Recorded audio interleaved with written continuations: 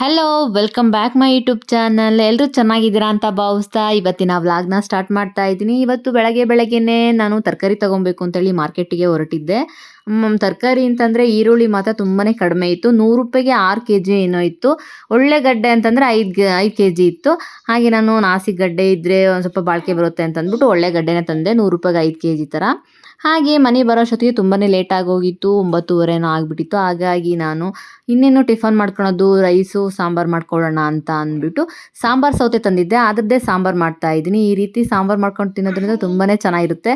ಒಳ್ಳೆ ಮದುವೆ ಮನೆಗೆ ತಿಂದಿರೋಂಥ ಫೀಲ್ ಬರುತ್ತೆ. ಹಾಗಾಗಿ ನಾನು ಒಂದು ಅರ್ಧದಷ್ಟು ಕೊಯ್ದುಕೊಂಡು ನಾನು ಸಾಂಬಾರು ಸೌತೆಕಾಯಿ ಸಾಂಬಾರು ಮಾಡ್ತಾ ಇದ್ದೀನಿ.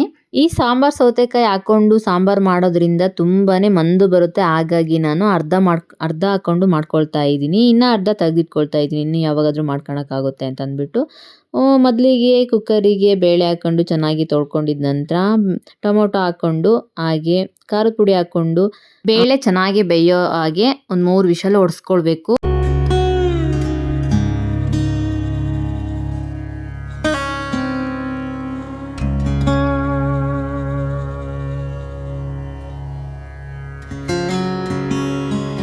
ಕುಕ್ಕರು ವಿಷಲ್ ಹೊಡಿಯೋಷ್ಟೊತ್ತಿಗೆ ಎಲ್ಲ ತರಕಾರಿನೇ ಹೆಚ್ಚಿಟ್ಕೊಳ್ತಾ ಇದ್ದೀನಿ. ಬೀನ್ಸು, ಆನಿಯನ್ನು, ಸ್ವಲ್ಪ ಸೊಪ್ಪು ಹಾಕ್ಕೊಳ್ತಾ ಇದ್ದೀನಿ. ನಾನು ಇಲ್ಲಿ ಯಾವ ಸೊಪ್ಪು ಹಾಕ್ಕೊಳ್ತಾ ಇದ್ದೀನಿ ಅಂದರೆ ಎಳೆರ್ಬೆ ಸೊಪ್ಪು ಹಾಕ್ಕೊಳ್ತಾ ಇದ್ದೀನಿ. ಹಾಗೆ ಆಲೂಗಡ್ಡೆ, ಕ್ಯಾರೆಟು, ನುಗ್ಗಿಕಾಯಿ, ಸಾಂಬಾರು ಸೌತೆ ಹಾಗೆ ಒಗ್ಗರಣೆ ಮಾಡ್ಕೊಂಬಿಡೋಣ. ಪ್ಯಾನಿಗೆ ಆಯಿಲ್ ಹಾಕ್ಕೊಂಡು ಸಾಸಿವೆ, ಜೀರಿಗೆ, ಒಣಮೆಣಸಿಕಾಯಿ ಹಾಗೆ ಜಜ್ಜಿಟ್ಕೊಂಡಿರುವಂಥ ಬೆಳ್ಳುಳ್ಳಿ ಹಾಕ್ಕೊಂಡು ಚೆನ್ನಾಗಿ ಫ್ರೈ ಮಾಡ್ಕೋಬೇಕಾಗುತ್ತೆ.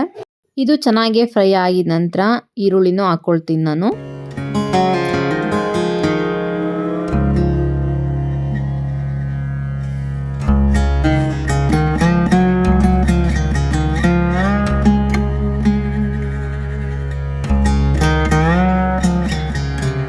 ಈರುಳ್ಳಿ ಚೆನ್ನಾಗಿ ಫ್ರೈ ಆಗಿದ ನಂತರ ಕರಿಬೇವು ಹಾಕ್ಕೊಂಡು ಮತ್ತೆ ಚೆನ್ನಾಗಿ ಫ್ರೈ ಮಾಡ್ಕೊಳ್ತೀನಿ.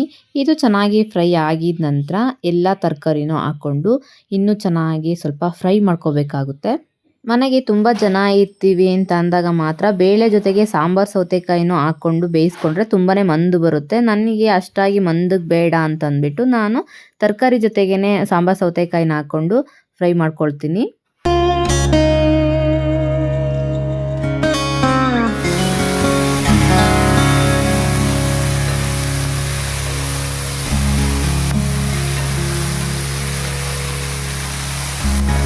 ತರಕಾರಿ ಎಲ್ಲ ಒಗ್ಗರಣೆಯಲ್ಲಿ ಸ್ವಲ್ಪ ಚೆನ್ನಾಗಿ ಬೇಯಿಸ್ಕೋಬೇಕಾಗುತ್ತೆ. ಬೇಯಿಸ್ಕೊಂಡಿದ್ದ ನಂತರ ನಾವು ಬೇಯಿಸಿಟ್ಕೊಂಡಿರ್ತೀವಲ್ಲ ಬೇಳೆ, ಟೊಮೊಟೊ ಅದನ್ನೆಲ್ಲ ಹಾಕ್ಬಿಟ್ಟು ಹೆಚ್ಚಿಟ್ಕೊಂಡಿರೋಂತಹ ಸೊಪ್ಪನ್ನು ಹಾಕ್ಕೊಂಡು ರುಚಿಗೆ ತಕ್ಕಷ್ಟು ಉಪ್ಪು ಹಾಕಿ ಜೊತೆಗೆ ಸಾಂಬಾರು ಪೌಡರ್ನ ಹಾಕ್ಕೊಳ್ಬೇಕು. ನಾನು ಸಾಂಬಾರು ಪೌಡರ್ ಇದಕ್ಕೆ ಬೇರೆ ಸಪ್ರೇಟಾಗಿ ಮಾಡ್ಕೊಬೋದು. ನಾನು ಅದ್ರ ರೆಸಿಪಿ ಕೇಳಿ ಬೇಕಿದ್ರೆ ಅದನ್ನು ಮಾಡೋಣ. ನಾನು ಅದು ಖಾಲಿಯಾಗಿತ್ತು ಅಂತೇಳಿ ಮನೆಯಲ್ಲೇ ಇತ್ತಲ್ಲ ಮಾಮೂಲಿ ಸಾಂಬಾರು ಪೌಡರ್ ಅದನ್ನೇ ಹಾಕ್ಕೊಂಡು ಮಾಡ್ಕೊಳ್ತಾ ಇದ್ದೀನಿ. ಜೊತೆಗೆ ಹುಣಸೆಹಣ್ಣು ಹುಳಿ ಹಾಕ್ಕೊಂಡು ಸ್ವಲ್ಪ ಚೆನ್ನಾಗಿ ಕಲಿಸ್ಬಿಟ್ಟು ಪ್ಲೇಟ್ ಮುಚ್ಚಿ ಒಂದು 1/4 ಗಂಟೆ ಅಷ್ಟು ಇದನ್ನ ಚೆನ್ನಾಗಿ ಕುದಿಸ್ಕೋಬೇಕಾಗುತ್ತೆ. ಇದನ್ನ ಚೆನ್ನಾಗಿ ಕುದಿಸ್ಕೊಂಡಿದ್ದ ನಂತರ ಒಂದು ಒಳ್ಳೆ ಸಾಂಬಾರು ರೆಡಿಯಾಗುತ್ತೆ. ಇದು ರೈಸಿಗಂತೂ ತುಂಬಾ ಚೆನ್ನಾಗಿರುತ್ತೆ. ಒಂದ್ಸಲ ಟ್ರೈ ಮಾಡಿ ಹೇಗಾಗಿತ್ತು ಅಂತೇಳಿ ಕಮೆಂಟ್ ಮಾಡಿ ತಿಳಿಸಿ.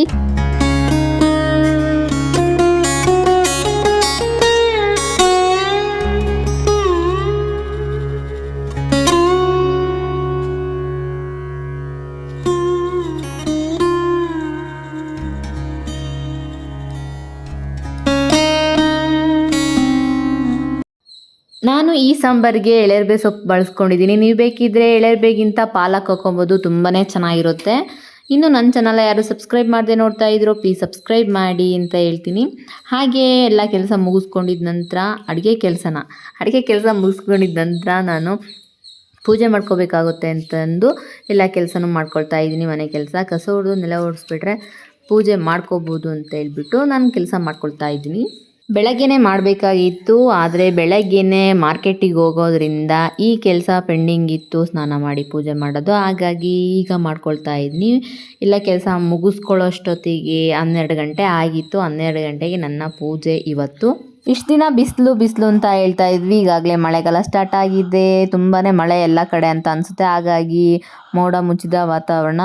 ಈ ಟೈಮಲ್ಲಿ ಏನು ಕೆಲಸ ಮಾಡೋದಕ್ಕೆ ಮನಸ್ಸೇ ಬರೋದಿಲ್ಲ. ಸುಮ್ಮನೆ ಹೊಚ್ಕೊಂಡು ಮಲ್ಕೋಬೇಕು ಅಂತ ಅನಿಸುತ್ತೆ. ಆದರೆ ಮನೆ ಕೆಲಸ ಮಾಡದೆ ಇರೋಕ್ಕಾಗೋದಿಲ್ಲ. ಹೀಗೆ ನಡೆಯುತ್ತೆ ಜೀವನ. ಹೀಗೆ ಮನೆಯಲ್ಲಿ ಏನಾದರೂ ನೆಗೆಟಿವ್ ಅಂತ ಅನಿಸ್ತಾ ಇದ್ದರೆ ಒಂದು ನೆಲ ಒರೆಸಬೇಕಾದ್ರೆ ಉಪ್ಪು ಹಾಗೆ ಸ್ವಲ್ಪ ಅರಿಶಿನ ಹಾಕ್ಕೊಂಡು ನೆಲ ಒರೆಸ್ಕೊಳ್ಳೋದ್ರಿಂದ ಒಂದು ಒಳ್ಳೆ ಫೀಲ್ ಬರುತ್ತೆ. ಒಂದ್ಸಲ ಟ್ರೈ ಮಾಡಿ ನೀವು. ನಾನು ಅಷ್ಟೇ ಏನಾದರೂ ಮನೆಯಲ್ಲಿ ಏನಾದರೂ ಕೆಟ್ಟದಾಗ್ತಾ ಇದೆ, ಏನಾದರೂ ಒಂಥರ ಬ್ಯಾಡಾಗಿ ನಮಗೆ ಅನಿಸ್ತಾ ಇರುತ್ತದು ಏನಾದರೂ ಗೊತ್ತಾಗುತ್ತೆ. ಆವಾಗ ನಾನು ಸ್ವಲ್ಪ 4 ಉಪ್ಪು ಹಾಗೆ ಅರಿಶಿನ ಹಾಕ್ಕೊಂಡು ನೆಲ ಒರೆಸ್ಕೊಳ್ತೀನಿ. ಹೀಗೆ ಮಾಡೋದ್ರಿಂದ ಒಂದೊಳ್ಳೆ ಪಾಸಿಟಿವ್ ವೈಬ್ ಬರುತ್ತೆ.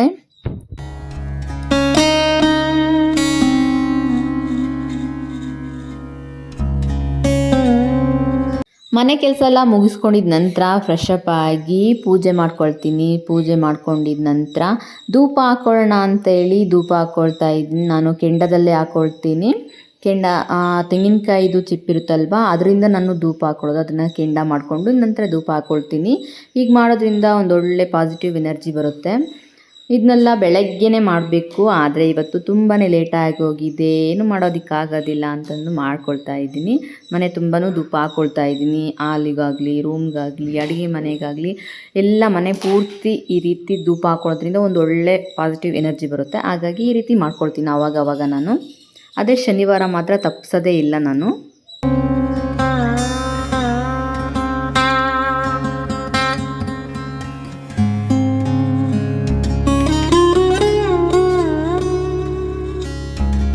ಮಳೆಗಾಲದಲ್ಲಿ ವಾತಾವರಣ ತುಂಬಾ ಚೇಂಜ್ ಇರುತ್ತೆ ಅಲ್ವಾ. ಎಲ್ಲಿ ನೋಡಿದ್ರು ಹಸಿರಾಗಿರುತ್ತೆ, ಹಾಗೆ ಮೋಡನೂ ಸಹ ಡಿಫ್ರೆಂಟಾಗಿ ಕಾಣ್ತಾ ಇರುತ್ತೆ. ಆ ಮೋಡಕ್ಕೂ ಆಗಲಿ ಹಸಿರಿಗೂ ತುಂಬಾ ಚೆನ್ನಾಗಿ ಕಾಣ್ತಾ ಇರುತ್ತೆ. ಒಂದು ಒಳ್ಳೆ ವ್ಯೂ, ತುಂಬ ಒಂಥರ ಪ್ರಶಾಂತವಾಗಿರುತ್ತೆ ಮನಸ್ಸು ಮಳೆಗಾಲದಲ್ಲಿ. ಹಾಗೆ ನೋಡಿದ್ರಲ್ಲ ಇವತ್ತಿನ ವ್ಲಾಗು ಹೀಗಿತ್ತು. ಮತ್ತೆ ನೆಕ್ಸ್ಟ್ ವ್ಲಾಗಲ್ಲಿ ಸಿಗೋಣ. Thank you for watching.